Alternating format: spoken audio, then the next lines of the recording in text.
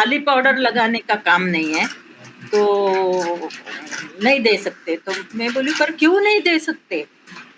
तो बोले आपको मूछ नहीं है और दाढ़ी नहीं है, इसलिए हम नहीं दे सकते।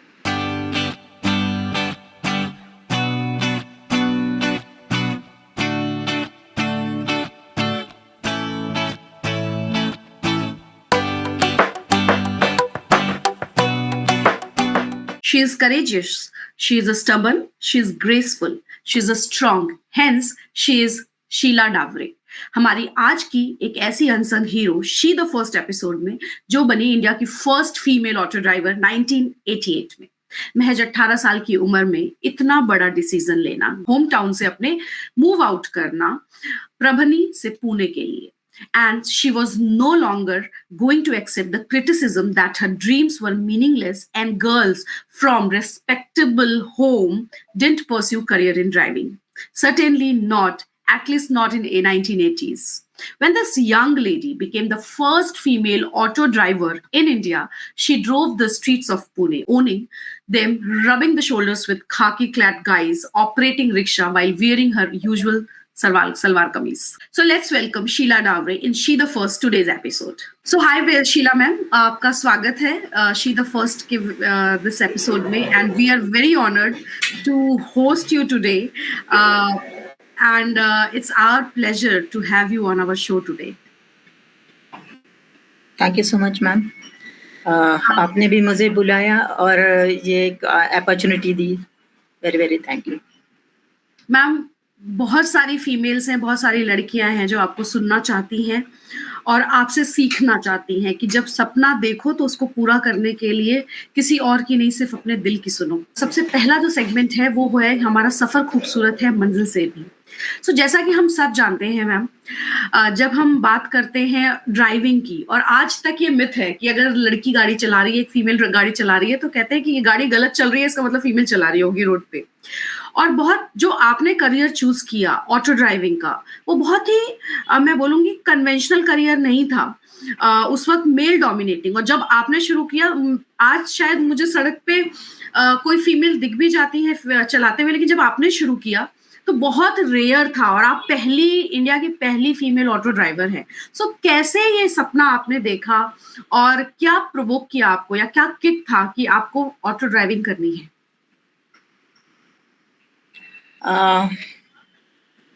अभी आप तो जानते हैं कि ये सफर तो सीधा मतलब आसान नहीं था, पर मेरे लिए दिक्कत तो तब आन पड़ी जब किसी भी वुमेन को शेल्टर की जरूरत होती है और मुझे शेल्टर छोड़ना पड़ा। मतलब मैं एक गांव से हूँ, डिस्ट्रिक्ट प्लेस है, फिर भी छोटा है। ये मराठवाड़ा में परभनी डिस्ट्रिक्ट आता है, वहां से मैं बिलोंग करती हूँ। और तभी आज से 30-32 साल 32 इयर्स एगो पुणे में भी इतना डेवलपमेंट नहीं था। पुणे तो साइकिल का शहर जाना जाता था, और तभी मैं एक गांव में अगर ऑटो रिक्शा चलाती हूँ तो वो गांव में तो तूफान जैसा आया था, आंधी जैसी आई थी, और सब जगह मेरी चर्चा हो रही थी कि ये कुछ मतलब कुछ तो भी गलत कर रही है। तो मतलब हर जगह से, मेरे घर में भी उसकी वजह से बहुत बड़ी आंधी आई, और मुझे बहुत टॉर्चर होने लगा। और उसके पहले तो मैं MSCB में थर्मल पावर स्टेशन में जॉब को थी। वो भी थोड़े दिन हो गया, और फिर बाद में उन्होंने नो मोर रिक्वायर, वो अप्रेंटिस के जैसा था। तो मैंने सोचा अरे हम लोग पढ़ते हैं तो दूसरों के आगे जाके हाथ फैला के क्या फायदा, हम खुद क्यों नहीं कुछ करते। तो मेरा पैशन था गाड़ी चलाना, तो मैंने सोचा कि ठीक है, फिर 2 व्हीलर तो चलाते थे, 3 व्हीलर चलाने में क्या है। तो मैंने हमारे गांव में 2 ऑटो रिक्शा आए थे, तो उनके साथ में फ्रेंडशिप बढ़ा के मैंने रिक्शा तो सीख ली। पर मुझे बाकी मतलब ये सीखने के बाद जब मैं चलाने लगी तो बहुत बड़ा तूफान आया। तो फिर मैंने सोचा कि नहीं अभी यहाँ रह के इतना अपोज सहने से अच्छा है, इतना डिफेंस करने से अच्छा है जरा बड़े शहर में जाए, ऐसा सोच के मैंने फिर पूना में कदम रखा।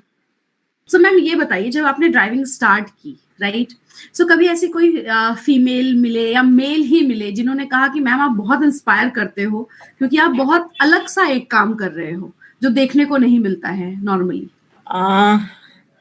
इंस्पायर तो बाद में किया, पहले तो अपोजिशन ही बहुत बड़े थे क्योंकि मेरा घर में फैमिली ने मेरे अपोज गई, समाज पूरा मेरे अपोजिशन में था क्योंकि समाज को भी ये हजम नहीं होता था कि अरे कुछ तो भी जो कलीग्स थे, हम उसको कलीग कहेंगे, जो रिक्शा चालक बांधव थे हमारे, वो भी ऐसा सोचते थे कि अरे अभी ये आए तो वुमेन आ गए तो हमारे पेट के ऊपर पैर पड़ेगा, और ऐसा ऐसे सब आते थे। और फिर जो एक तरफा तो ये सब लोग थे, दूसरी बाजू ये थी कि मैं इकोनॉमिकली स्ट्रांग नहीं थी क्योंकि मैं खाली 12 रुपए लेके पूना में आई थी और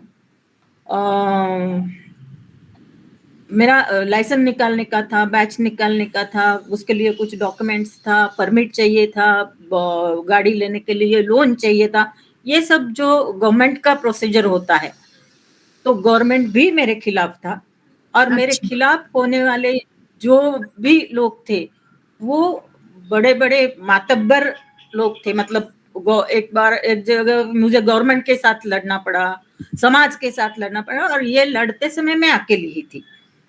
तो किसी महिला संगठन ने मुझे सपोर्ट किया, तो तिनके का सहारा बोलते, वो सहारा तो मिला, पर मेरे खिलाफ बहुत लोग थे।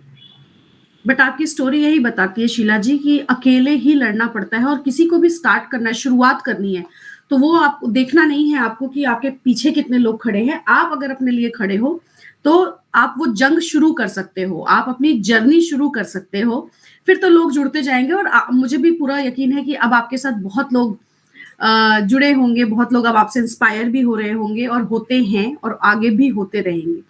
शीला जी, एक कोई ऐसा इंसिडेंस जो बहुत फनी इंसिडेंस रहा हो व्हाइल ड्राइविंग, जब आप किसी पैसेंजर को लेके जा रहे हो, किसी किसी ने आपको बोल दिया हो कि जल्दी जाना है, ट्रैफिक सिग्नल तोड़ के चलो या जैसे भी, तो ऐसा कोई फनी इंसिडेंस आपको याद है व्हाइल आपकी ये जो ड्राइविंग जर्नी थी?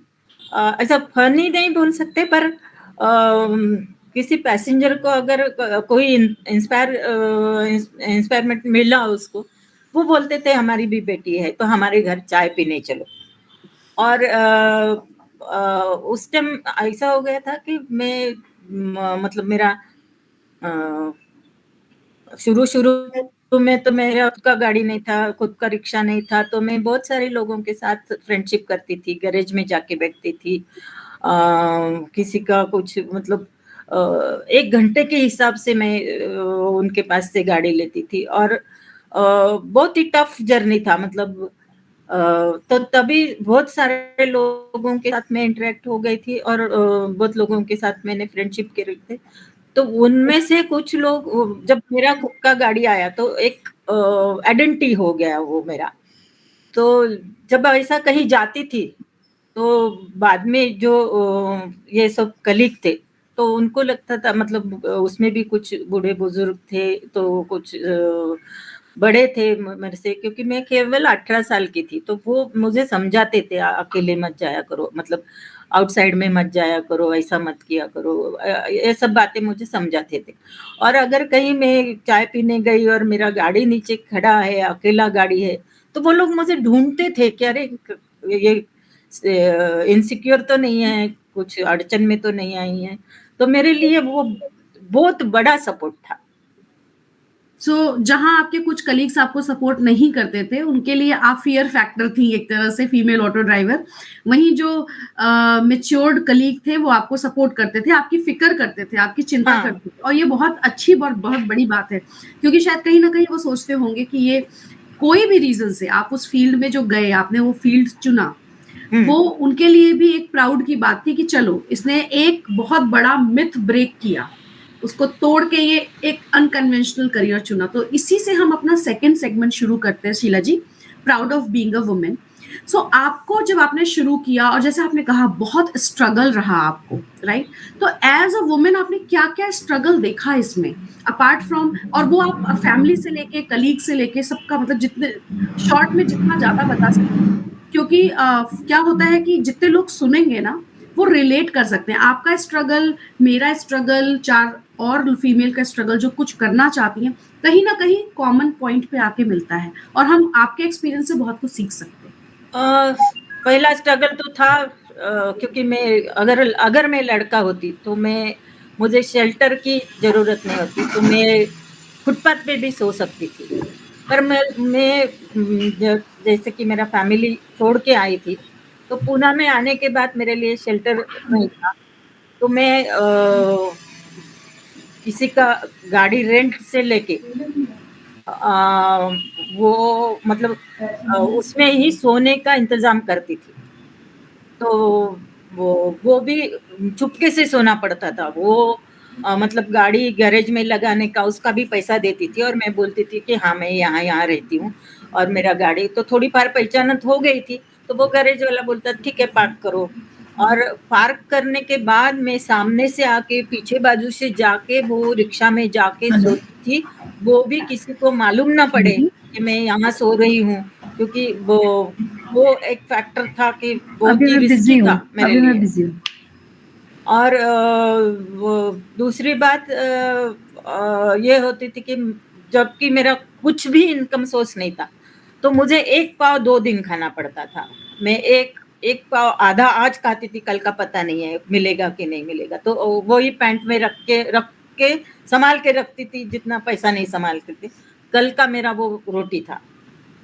और जैसा कि जो मतलब किधर भी जा सकते थे ऑटो रिक्शा, पर ऑटो रिक्शा का जो फील्ड है वो हमारे फील्ड वाले लोग तो बोलते थे, जो बड़े थे मुझसे, अरे ये तुम यहाँ का आ गई, ये जेंट्स के लिए भी रिस्की है, तो आप तो बिल्कुल ही सेफ नहीं हो। तो ये दो चार बातें हैं कि मुझे बहुत फाइट करनी पड़ी। शीला जी कभी आपको डर लगा ऑटो चलाते हुए? ऐसा नहीं डरी थी, मतलब मैं ऑटो चलाने के लिए या किसी कहीं जाने के लिए वो नहीं डरी थी। पर एक बार मैं बहुत डर गई थी, क्योंकि वो मुझे अभी तक याद है। हड़पसर रोड में मैं जा रही थी और वहाँ पे एक शाम को 7 बजे थे, तो अंधेरा हो गया था और एक पैसेंजर आया, मतलब वो लोनली था वो रोड, और मैं निकल रही थी सिटी में आने के लिए। तो उसने रिक्शा को हाथ किया और बोला खाली है क्या? मैं बोली हाँ खाली है, कहाँ जाना है? तो मुझे लगा अभी रोड पे खड़ा है, इसको लेके जाएंगे जाते जाते, अकेला ही आदमी था। तो बोला नहीं, जरा अंदर जाना है। तो मैं बोली ठीक है।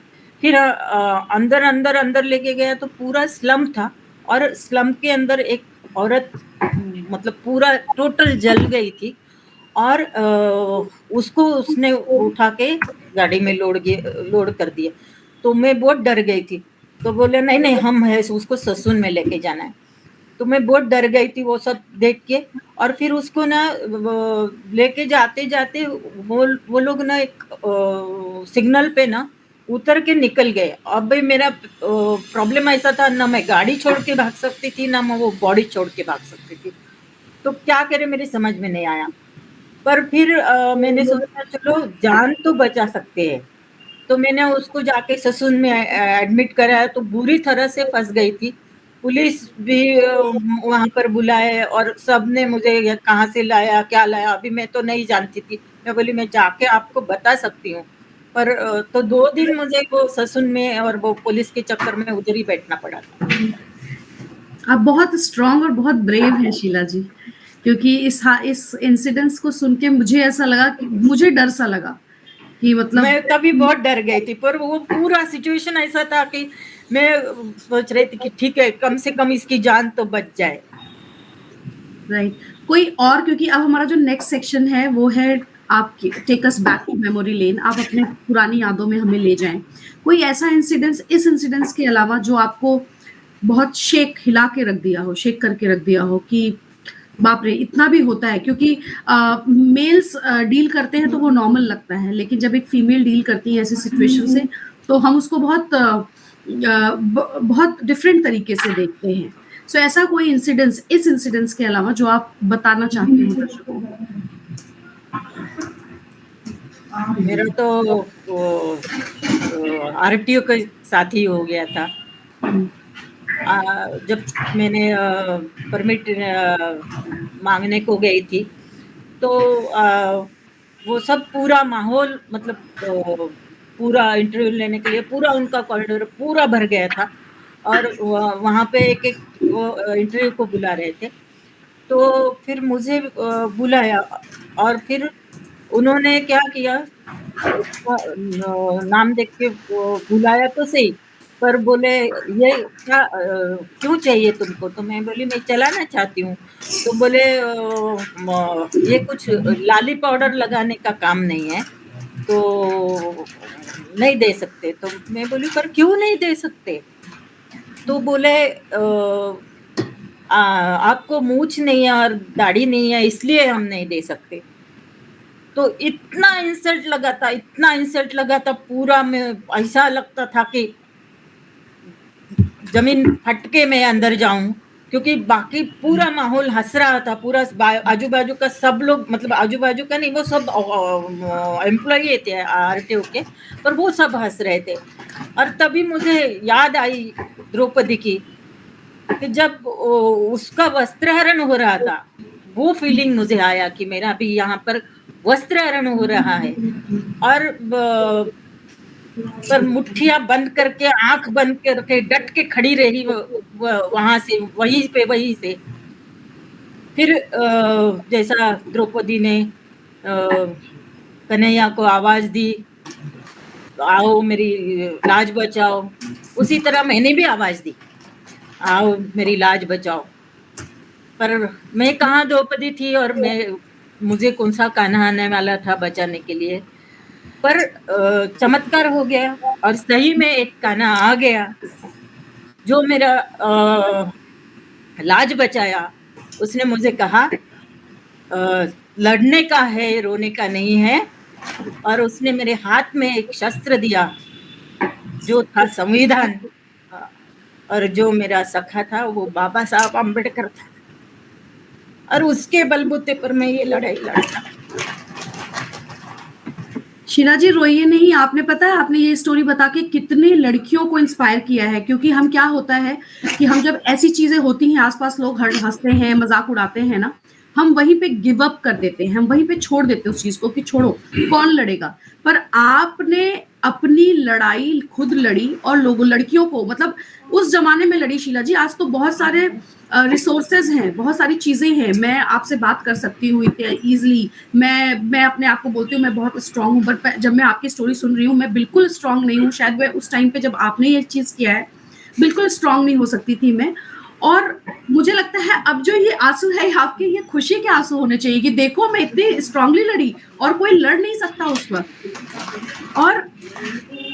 और आपने बहुत सही बोला, आपने संविधान की बात की, राइट्स की बात की। हर लड़की को, हर वुमेन को अपना राइट पता होना चाहिए कि ये मेरा राइट है और ये मुझसे कोई ले नहीं सकता। तो दिस इज माय रिक्वेस्ट, ये मेरा जेन्युइन रिक्वेस्ट है आज यहाँ इस प्लेटफॉर्म से, आप अपने राइट्स के बारे में जानें और उसको फॉलो करें, उससे उसको लेने से ना हिचके। And Sheela ji is one of the biggest inspiration मैं बोलूंगी, जिन्होंने ये प्रूव किया कि तुम लोग कुछ भी बोलो। बहुत अच्छा एग्जाम्पल दिया इन्होंने महाभारत से और इन्होंने प्रूफ किया, आप कुछ भी बोलो, मेरा सपना मैं पूरा करूंगी, मैं अपने पैर पे खड़ी रहूंगी, मैं हाथ नहीं फैलाऊंगी। तो शीला जी, आपने बहुत बहुत बहुत ही बढ़िया काम किया, और मेरे पास शब्द नहीं है एक्चुअली कि मैं इस चीज को कैसे डिफाइन करूं। और बाबा साहब अम्बेडकर ने जो किया वो बहुत माइलस्टोन है वो, क्योंकि उन्होंने हमारा संविधान, हमारे राइट्स हमें बताए। थैंक यू पहले बोलूंगी कि ये स्टोरी शेयर करने के लिए, क्योंकि अभी तक की सारी जो बातें हमने की, ये एक ऐसी चीज थी जो शायद आपको शेक हिला के रख सकती थी, शेक करके रख सकती थी कि आप आगे नहीं बढ़ती वहां से, लेकिन आप डटी रही। आप एक फाइटर हो। क्योंकि उन्होंने बोला दाढ़ी नहीं है, मूछ नहीं है, तो मैंने बोला किस किताब में लिखा है ये कि मुझे दाढ़ी चाहिए और वो मूछ चाहिए, और ऑटो ड्राइविंग, उसका ड्राइविंग में क्या यूज है। आप बोलते थे आपको हाथ नहीं है, पैर नहीं है, दृष्टि कम है, वो बात समझ सकती थी, पर ये बात बोल के आप क्या जता रहे हो। क्योंकि समाज उसी तरह से जो है आगे बढ़ा कि, और टाइप कर दिया कि औरत जो है वो सिर्फ घर में रहेगी, खाना बनाएगी, बच्चों का ध्यान रखेगी, औरत बाहर निकलेगी अगर तो ये सेट काम कर सकती है। जैसा आपने बोला, यहाँ लाली और बिंदी लगाने का नहीं है, तो वो सेट की औरत अगर है तो वो शायद सिर्फ मेकअप की बात और यही करेगी, राइट। तो ये सोच है जो आपने तोड़े है। और ना दूसरी बात ये है कि अगर उसको हरेस करना है, मतलब उसको जो ये करना है तो उसका इंसल्ट करो। मेल डोमिनेट यही होता है ना, इस प्रकार से डोमिनेट करो कि वो शर्मिंदगी महसूस करे।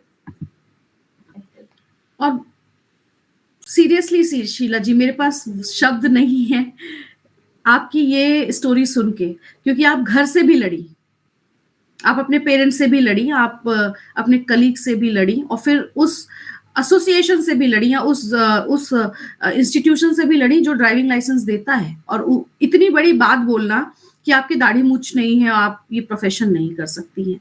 ये सोच दिखाती है उस समय के समाज की, और शायद आज भी ये है। सो हम अपने लास्ट सेगमेंट में यहीं से बढ़ते हैं, एक्सप्रेसिंग द रियल शी। आप और महिलाओं को कैसे, क्या बोलना चाहेंगी कि सबसे मूल मंत्र क्या है? सबसे, कहते हैं ना, लाइफ का एक मंत्रा है, इसको तो कभी नहीं भूलना चाहिए अगर आगे बढ़ना है। वो चाहे ऑटो ड्राइविंग हो, चाहे आगे और एजुकेशन करना हो, चाहे, क्योंकि आप भी एक माँ हैं, और आपने, जहां तक मैं समझती हूँ, जितना आपसे और आपके बारे में जाना है, आप अपनी बेटी को भी बहुत इंस्पायर करती हैं, आगे एजुकेशन के लिए जॉब कर रही है, अपने पैरों पे खड़ी है। तो आप और जो लड़कियां हैं जो देख रही हैं, उनको क्या बोलना चाहोगे? मैं यही कहूंगी कि पहले आप एम्प्लॉय मतलब सेल्फ डिपेंड बनो, क्योंकि आप हमारे समाज में क्या होता है कि लड़की की जब शादी करते हैं तो वो बस बड़ी हो गई इतना ही सोचते हैं।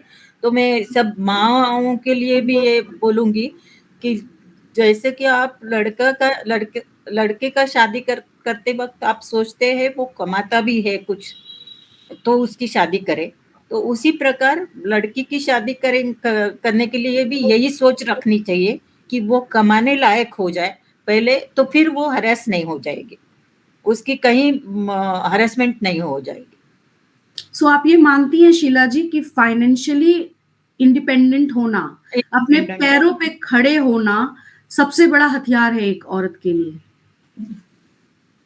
हाँ, वो सबसे बड़ा हथियार है, क्योंकि वो आत्मनिर्भर हो जाती है उससे। राइट। जब आपने ये सपना देखा ऑटो ड्राइविंग का, तो कोई भी परिवार में आपके साथ नहीं था शीला जी, या कोई ऐसा था जो कह रहा था नहीं ठीक है, तुझे जो करना है कर, हम पीछे खड़े? नहीं, मैं तो खाली 12 रुपए छोड़ के लेके निकली थी, वो भी मतलब मैं निकली तो बहुत अलग तरीके से। मैंने खुद ने सोचा नहीं था कि मैं आज निकल जाऊंगी। मैं बस निकली। हमारे इधर एक मतलब गांव छोटा था, तो घूमने का जो कहीं कुछ प्लेस था, तो वो एक गार्डन होता था, और या तो फिर स्टेशन या बस स्टैंड, वहां पर घूमने जाते थे हम लोग। तो मैं ऐसे ही घूमने गई थी, और फ्रस्ट्रेट थी क्योंकि मुझे घर में बहुत लोग टॉर्चर कर रहे थे, बाहर भी टॉर्चर कर रहे थे, तो मैं जरा फ्रस्ट्रेट होके वहाँ बैठी थी स्टेशन में जाके। तो तभी ट्रेन आई और मैंने सोचा कि अभी नहीं तो कभी नहीं, चलो वो ट्रेन जैसे मुझे पुकार रही थी कि चलो, वो मुझे ही लेने को आई थी और मैं चढ़ गई उसमें। और फिर पूना में आई, पूना में मैंने खुद का रिक्शा लिया। मैं खुद का रिक्शा लेके पूरे रास्ते पे मतलब दौड़ रही थी, रिक्शा चला रही थी। मैं बहुत सक्सेस हो गई थी और मैं बहुत खुश थी। तभी किसी ने आके मेरे कंधा थपथपाया और पूछा टिकट। तो तभी मुझे होश आया कि मैंने टिकट नहीं निकाला और टिकट का तो पैसा भी नहीं था। तो टीसी साहब बोले आपके पास टिकट नहीं है तो आपको उतारना पड़ेगा। मैं बोली मैं उतरूंगा तो नहीं, आप जो भी सजा चाहे दे दो। तो फिर उन्होंने बोला इसके लिए, मैं बोली फाइन भरना पड़ेगा। तो मैं 12 रुपए, तो बोलते 12 रुपए क्या फाइन होता है? तो मैं बोली इतना तो है और बाकी नहीं है तो क्या करें? बोलते सजा हो सकती है। मैं बोली हाँ, ये ऑप्शन ठीक है, ऐसा ही मेरा कुछ ठिकाना नहीं है, वो ठिकाना उधर मैं सेफ हो जाऊंगी, तो वो ऑप्शन ठीक है। तो फिर उन्होंने, मैं बोली ज्यादा से ज्यादा कितना दिन की सजा हो सकती है? तो बोले 7 दिन की। मैं बोली हाँ ठीक है, ये 7 दिन की सजा दे दो मुझे। पर वो भी किसी थे, वो बड़े थे, वो उन्होंने थोड़ा सा मेरा ये सपोर्ट किया। किया, सपोर्ट नहीं, मतलब वो जरा समझाया कहाँ से हो हम्म। क्या हो कर, कुछ घर में जाने का इंतजाम कर दे, थोड़ा सा धमकाया पुलिस के पास देंगे, सब तरह से उन्होंने मुझे ये करने को प्रयत्न किया।